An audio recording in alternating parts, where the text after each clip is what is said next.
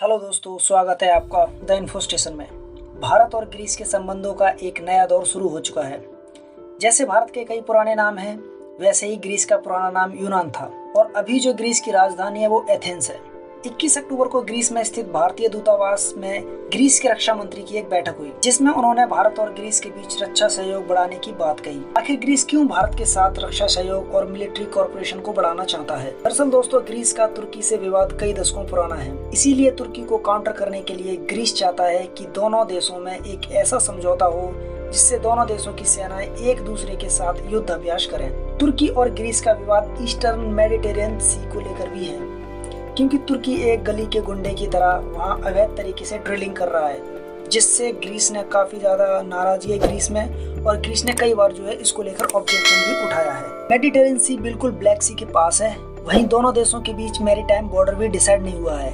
इसीलिए कभी कभी दोनों देशों की नेवी भी आमने सामने आ जाती है। ग्रीस चाहता है कि भारत भी उसके साथ मिलकर मेडिटेरियन सी में मिलिट्री कॉर्पोरेशन को बढ़ाए और वहाँ युद्धाभ्यास करे।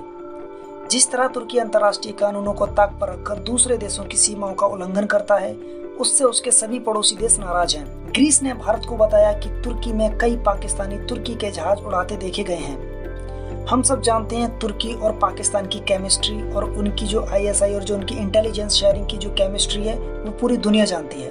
भारत का ग्रीस के साथ आने से तुर्की और पाकिस्तान को जोरदार झटका लग सकता है। इसी गुरुवार को एक बार फिर भारत के विदेश मंत्री एस जयशंकर और ग्रीस के विदेश मंत्री निकोस डेंडियास के बीच एक वर्चुअल मीटिंग हुई। अब क्वाड के तरह ही एक और नेक्सस बनता नजर आ रहा है, जिसमें भारत, अमेरिका, ग्रीस और फ्रांस शामिल होंगे, और ये नेक्सस पूरी तरह से जो है बेस होगा तुर्की को काउंटर करने के लिए और पाकिस्तानियों को काउंटर करने के लिए। पाकिस्तान तुर्की के कहने पर वह नाचने वाला देश है और दोनों देशों के संबंधों को पूरी दुनिया अच्छी तरह से जानती है। जब भारत ने जम्मू और कश्मीर से 370 हटाई थी, तब तुर्की ने पाकिस्तान का बढ़ चढ़कर साथ दिया था।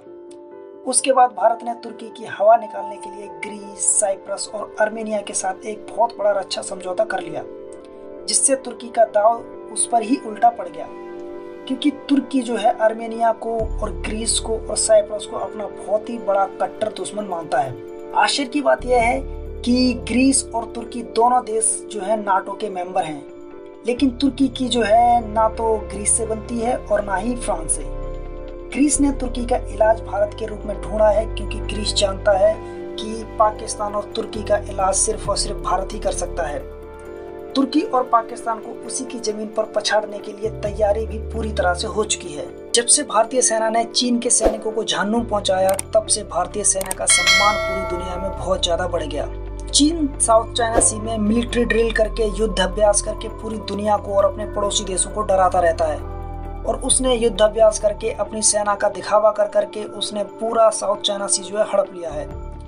लेकिन चीन की असली सच्चाई गलवान में आई, जब भारतीय सेना ने PLA की ताकत को ढेर कर दिया। भारत ग्रीस की दोस्ती से अपनी पहुंच यूरोप के साथ साथ मेडिटेरियन सी में भी और ज्यादा बढ़ा सकता है और तुर्की की दादागिरी को खत्म कर सकता है। जब पाकिस्तान का साथ तुर्की दे सकता है, तो भारत को भी ग्रीस की मदद करनी चाहिए। पहले ग्रीस के रक्षा मंत्री की मीटिंग और उसके बाद भारत के विदेश मंत्री की मीटिंग, ये बताता है भारत और ग्रीस बहुत ज्यादा सीरियस हैं इस मैटर को लेकर, और दोनों ही देश जो है कुछ बड़ा करने जा रहे हैं।